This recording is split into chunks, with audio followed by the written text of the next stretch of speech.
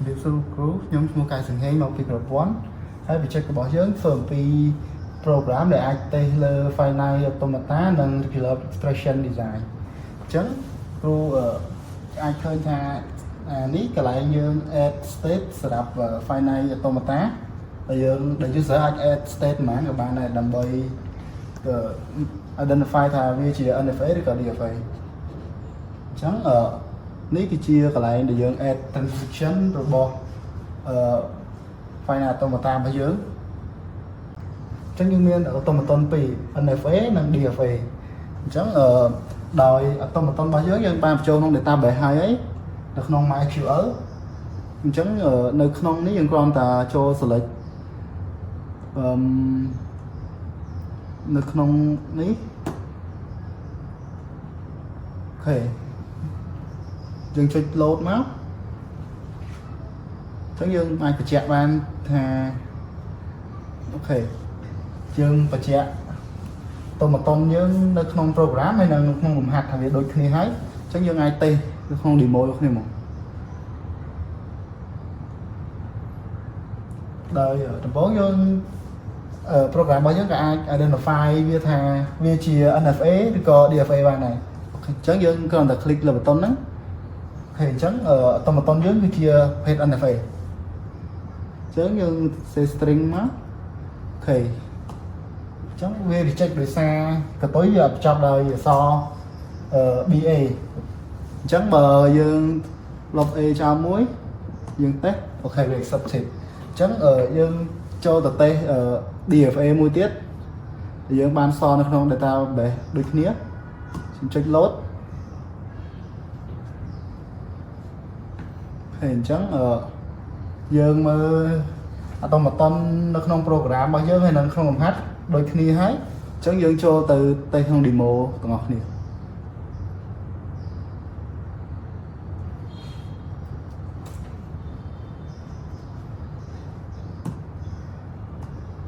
hình chẳng vì trên chỉ check thịt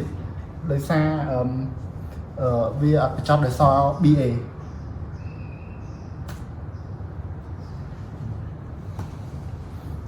hay và vì trong đời so BA viên năng accept hãy sản lập DFA còn dưỡng ai classify ba này còn tại chụp bật tông tới để đơn file thà tôi mà tôn bao dưỡng cái chia về DFA không một con cái sơ lược mà chúng tôi trang hóa nhưng mà một cái công ty muối đài chúng nó làm mình nhằm làm mình giấy cứ chúng nó tìm tám cái convert NFA to DFA đôi xa tại khi nhóm làm cho NFA cho trong program đấy nhưng còn ta sẽ lại vô một cái cứ NFA bỏ dưỡng cứ string đại biệt đam đòi AB nâng về cho đòi BA hãy dừng load vía tốt nói dừng convert vía to DFA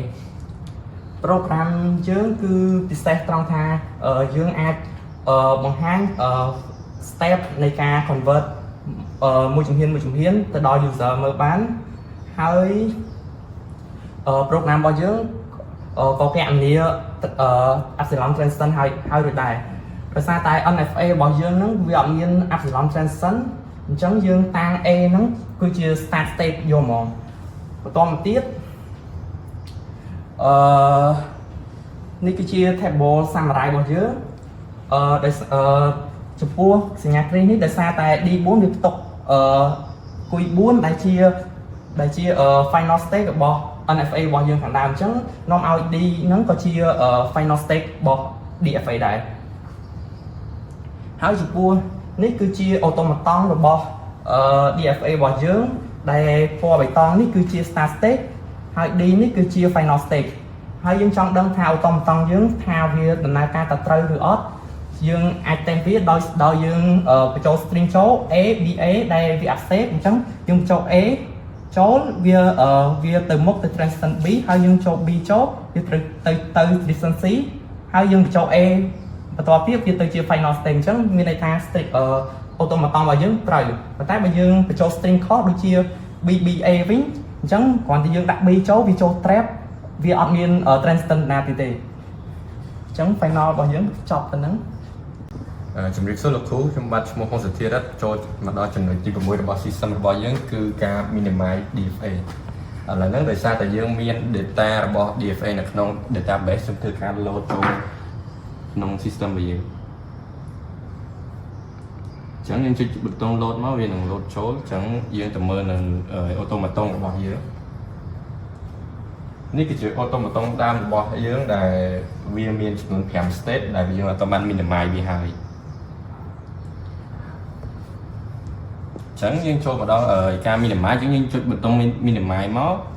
ចំណុចពិសេសរបស់ system របស់យើងគឺវាប្រាប់នៅ process មួយរបស់ការ minimize ទៅកាន់ user ឲ្យគាត់ងាយស្រួលការយល់អញ្ចឹង step ទី1គឺវានឹងបែងចែក non final state និង final state ទៅជាពីរក្រុមដែល final state វានឹងដាក់ចូលក្រុមមួយទៅដែលជា Q4 ហ្នឹងហើយក្រុមមួយទៀតគឺវា contain ណា contain state ណាដែលវាមិនមែនជា non final state អញ្ចឹងវាចូលទៅដល់ចំណុចទី2គឺការ refine អញ្ចឹងវានឹងធ្វើការ check transition របស់ state មួយនៅក្នុងក្រុមមួយហ្នឹងតើ transition មួយណាដែលវា equivalent នឹងគ្នាអញ្ចឹងនៅក្នុង system របស់យើងនេះពេលដែលវាកណនីហើយយើងឃើញថាវាមាន3ក្រុមដោយសារតែយើងមើលទៅក្នុងក្រុម0អញ្ចឹងដល់ពេលដែលយើង check គុយ1គុយ2គុយ3គឺវាតាម0គឺវាទៅ non final state ដូចគ្នាទៅតាម1គឺវាទៅដល់ final state ដូចគ្នាអញ្ចឹងវាអាចដាក់នៅក្នុងក្រុមមួយបានព្រោះគុយ0គឺវាខុសពីគេដោយសារវាទៅ non final state និង non final state អញ្ចឹងយើងធ្វើការដាក់វាក្នុងក្រុមផ្សេងអញ្ចឹងបន្ទាប់ពីការធ្វើការ minimize ហើយយើងចូលមកក្នុងតារាងសង្ខេបរបស់យើងអញ្ចឹងបន្ទាប់ពីធ្វើការ minimize ហើយ system របស់យើងតាំង A ដោយស្មើនឹងសំណុំរបស់គុយ0ហើយ B ជាមួយគុយ1គុយ2គុយ3អញ្ចឹងចំពោះ C ដែលវា contain គុយ4ដែលជាដែលយើងចូលមើលដែលជា final state របស់ DFA របស់យើងអញ្ចឹងនេះគឺជា visualize automaton របស់យើងបន្ទាប់ពីយើងធ្វើការ minimize រួចអញ្ចឹងឥឡូវយើងមកធ្វើការ testing របស់វាអញ្ចឹងនៅ automaton ដើមរបស់យើងគឺវា start ចេញពីគុយ0ទៅតាម1ទៅគុយ3ហើយតាម1ទៀតទៅគុយ4ដែលជា final state អញ្ចឹងយើងចូលទៅមើល visualize automaton ដែលយើងបាន minimize រួចហ្នឹងអញ្ចឹងបងវា start ចេញពី A ដូចគ្នាអញ្ចឹងវាតាម1ទៅកាន់ B ហើយតាម1ទៅកាន់ C ដែលជា final state ដូចគ្នាអញ្ចឹងការ minimize របស់យើងគឺមានតែប៉ុណ្្នឹងសម្រាប់ system របស់យើងសួរលោកគ្រូខ្ញុំឈ្មោះលូជុំតារារិទ្ធអញ្ចឹងបន្ទាប់របស់ខ្ញុំ program នេះមិនមែនធ្វើតែតាក់ទងទៅនឹង final automata នោះទេគឺខ្ញុំបានធ្វើដល់ regular expression អញ្ចឹងនៅក្នុងនេះយើងមាន link ចំនួន2ហើយនេះ link ដំបូងគេនេះគឺសម្រាប់ program នេះតែម្ដងហើយ link ទី2នេះគឺដើម្បីយើង test regular expression អញ្ចឹងខ្ញុំធ្វើការចុច link ទី2នេះមកអូខេអញ្ចឹងប្រទេសនេះសម្រាប់ test regular expression តែម្ដងអញ្ចឹង program យើងអាច test យើងអាច convert ពី regular expression ទៅកាន់ final automata ហើយយើងអាច convert ពី final automata ទៅជា regular expression វិញបានអូខេឥឡូវដំបូងយើងបញ្ចូល regular expression ណាមួយទៅឧបមាថាខ្ញុំចង់បញ្ចូល a ផ្កាយ b ផ្កាយអញ្ចឹង a ផ្កាយ b ផ្កាយ a ផ្កាយនេះជា a closure b closure ហើយយើង concatenation ចូលគ្នាហើយយើងចុច validate មកដើម្បីឲ្យ program យើងស្គាល់អំពី regular expression មួយនេះអញ្ចឹងបើសិន program វាស្គាល់ហើយវានឹងចេញពណ៌បេតុងបែបនេះវាថា validate តែបើសិនជាយើងវាយខុសក៏ program យើងក៏ស្គាល់ដែរអូខេអញ្ចឹងចំពោះការ test string នេះខ្ញុំមិនទាន់អាច test clear បាននោះទេខ្ញុំត្រូវការយក regular expression នេះទៅ convert វាទៅជា NFA សិនអូខេអញ្ចឹងខ្ញុំ generate មកអូខេអញ្ចឹងនេះគឺជា process នៃការ convert ហើយការ convert នេះខ្ញុំប្រើនៅរូបមន្តរបស់ Thomson អញ្ចឹងយើងមើលត្រង់នេះអញ្ចឹងនៅក្នុងរូបមន្ត Thomson បើសិនជា A closure គឺគាត់ឲ្យទៅ save បែបនេះគឺយើងប្រើ epsilon មួយទៅចេញពី start state ប្រើ epsilon ទៅមុខសិនបន្ទាប់មកយើងឆ្លងកាត់ A តមកទៅមុខទៀតហើយឆ្លងកាត់ epsilon បានទៅដល់ final state នេះគឺជា closure ចំពោះ A ផ្កាយហើយនេះគឺជា concatenation បើសិនយើងមាន string 2 concatenate ចូលគ្នាអូខេអញ្ចឹងយើងមកមើលរបស់យើងវិញអញ្ចឹងបើជានេះជាមើល A ផ្កាយ A ផ្កាយនេះគឺយើងទៅសេទៅជា NFA គឺយើងទៅសេបែបនេះយើងមាន epsilon ទៅមុខទៀតទៅហើយមកឆ្លងកាត់ A ទៅ Q1 ហើយទៅមកទៅមុខទៀតគឺមួយវាអាចមកក្រោយតាម epsilon ទៅចំពោះ B នេះគ្នា B យើងប្រើ Thomson NFA នេះគ្នាអញ្ចឹងយើងមានយើងមាន A ផ្កាយ NFA បែបនេះ B ផ្កាយ NFA បែបនេះអញ្ចឹងនៅពេលដែលយើង concatenation ចូលគ្នាយើងប្រើ epsilon មួយដើម្បីយើងភ្ជាប់រវាង NFA របស់ A ផ្កាយហើយនិង NFA របស់ B ផ្កាយទៅតាម concatenation របស់ Thomson អូខេអ ចឹងបន្ទាប់ពីយើងមានប៉ុណ្ណឹងយើងអាចធ្វើការ test string បានហើយអានេះគឺយើងយក function ពី page មុនយកមកប្រើ page មុនគឺយើងអាចយក NFA ទៅ test string បានឥឡូវយើងយក NFA ដែលយើងមក convert នេះមក test string ឥឡូវមកថាអញ្ចឹងបើយើងនេះគឺចាប់ផ្ដើមដោយ A ឬមួយអត់ចាប់ផ្ដើមដោយ A ក៏បានដែរព្រោះ A គឺ A គឺ sure មកថាខ្ញុំវាយអក្សរ B ជាមួយទៅអូខេចឹង program យើងនេះវាស្គាល់ព្រោះ B នេះក៏វា validate ដែរតោះមកថាខ្ញុំចាប់ដើមដោយ BA វិញអញ្ចឹង BA ប្រកាសជាវា reject ចោលគឺសារ program យើងចង់ចាប់ដើមដោយអក្សរ A ឬមួយអត់តាមដោយអក្សរ A ក៏បានដែរតែបើសិនជាមាន A មកបន្ទាប់ពីអក្សរ B គឺវាថា reject ចោលអូខេអានេះក៏តែជាការ convert ពី NFA ទៅ DFA ធម្មតាទេព្រោះដោយសារយើងអត់ច្បាស់ទេថាអានេះ convert ទៅជា NFA ឬក៏ DFA អញ្ចឹងខ្ញុំធ្វើការបែងចែកច្បាស់ទៅ regular expression convert ទៅជា NFA ដំបូងតាមការ group of Thomson បន្ទាប់មកយើងប្រើ function ដែលយើងមានស្រាប់ convert ពី NFA ទៅ DFA វិញអូខេចឹងនេះវាមានលក្ខណៈ process របស់យើងដូចគ្នាគឺយើងប្រើ function ពីខាងមុនមកអូខេចឹងនេះជាតារាសង្ខេបហើយនេះគឺជា visualization អំពី DFA ដែល convert ចេញពី NFA មុនមកអូខេចឹងអាប្រតិគូលនេះបានន័យបញ្ជាក់ថាវាជា start state ផងជា final state ផងអញ្ចឹងចំពោះការ convert ពី regular expression មកកាន់ FA final តាមតាគឺមានប៉ុណ្ណឹងជំរាបសួរលោកគ្រូខ្ញុំហ៊ុនលីហួងខ្ញុំជាសមាជិកអ្នកក្នុងក្រុមមួយដែរហើយខ្ញុំមកនេះគឺបន្តពីសមាជិកក្រុមរបស់ខ្ញុំដោយបង្ហាញទៅលើចំណុចទី5 convert ដោយ convert ពី finite automaton to regular expression អញ្ចឹងខ្ញុំត្រូវការ load យក data ពីក្នុង database យកមក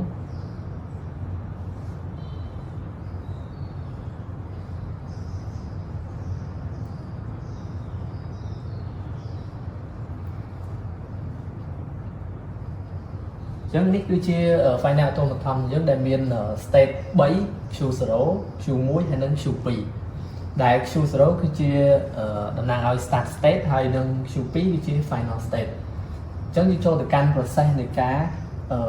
convert របស់យើងដោយយើងប្រើនៅ addend lemma ហើយដោយសារវាគឺជា program អញ្ចឹងវាអាចកណនីបានវាអាចដឹងថាតើគូកណនីអាណាមុន x2 មុនលេខ1មុនឬក៏ x0 មុនទេអញ្ចឹងយើងធ្វើការឲ្យវាកណនីតាមលំដាប់យកមកពី0ដេញទៅដល់1 2 3អញ្ចឹងទៅហើយដល់ដំបូងយើងតាំងx0 តំណាងឲ្យ set q0 ហើយx1 q1 x2 តំណាងឲ្យ q2 អញ្ចឹងយើងមើលតាមតារាងហ្នឹងយើងឃើញថា x0 វាស្មើនឹង b x0 បូកជាមួយនឹង a x1 បើថា x1 វាស្មើនឹង a x1 បូកឲ្យ b x2 ហើយចំពោះx2 វាស្មើនឹង a b concatenate ជាមួយនឹង x2 ហើយក្នុងហ្នឹងដោយសារ x2 គឺជា final state អញ្ចឹងយើងត្រូវការបូក epsilon នៅខាងក្រោមទៀតអញ្ចឹងដំបូងយើងតាំង x answer មួយមកវាស្មើនឹង x0 ហើយតមកតបកណនី x0 ហើយយើងធ្វើការបោះចំណុច x0 ចូលក្នុងនឹងមកហើយបន្ទាប់ពីកណនី x0 ហើយយើងកណនីបន្តទៀតដល់កណនី x1 ដោយបោះ x1 ចូលទៅក្នុងនេះមកហើយតមកយើងទទួលបានប៉ុណ្ណឹងតមកយើងកណនីទៅកាន់ x2 ទៀតដោយយើងធ្វើដូច process ខាងលើហ្នឹងពេលយើងបោះចំនួន x2 ចូលមកយើងនឹងទទួលបាន final answer មួយហើយយើងមាន concatenate ជាមួយនឹង epsilon ដោយសារ x2 ហ្នឹងវាមាន epsilon ប៉ុន្តែ epsilon ហ្នឹងconcatenate ជាមួយនឹងអ្វីមួយនឹងទទួលបានអ្វីមួយហ្នឹងមកវិញអញ្ចឹង final answer របស់យើងគឺទទួលបាន b ផ្កាយ concatenate ជាមួយ a ហើយ a ហ្នឹង concatenate ជាមួយ a ផ្កាយហើយ concatenate ជាមួយ b ហើយ concatenate ជាមួយនឹង a ឬ b ផ្កាយអញ្ចឹងនេះគឺជា finite automaton របស់យើងសម្រាប់ផ្ទៀងផ្ទាត់ថាតើ regular expression ដែលយើងបានកណនីខាងលើហ្នឹងត្រូវឬខុសអញ្ចឹងយើងចូលមកដំបូងគឺចាប់ដើមពី start state មួយ q0 ហើយដោយសារក្នុងហ្នឹងវាមាន b ផ្កាយហ្នឹងមានន័យថាគឺវា loop មក state ខ្លួនឯងវិញតមកយើងតទៅ state មួយទៀត តាម A ហើយនៅក្នុង state ហ្នឹងវាមាន concatenate ជាមួយ A ផ្កាយមានន័យថាអញ្ចឹងមានន័យថា state Q មួយហ្នឹងគឺវា loop ពេលវាចំ A នឹងវាមកវិលមកខ្លួនឯងវិញហើយតមកទៀតយើងតទៅកាន់ state មួយទៀតគឺ state គុយ2ដែលធ្វើ transition ពីគុយ1តាម B ហើយនៅក្នុងគុយ2ហ្នឹងវាមានloop transition មួយទៀតដែល A ឬក៏ B អញ្ចឹងសរុបមកយើងផ្ទៀងបន្ទាប់ពីការផ្ទៀងផ្ទាត់ទៅយើងឃើញថា program របស់យើងបានគណនា rectangular expression ត្រឹមត្រូវ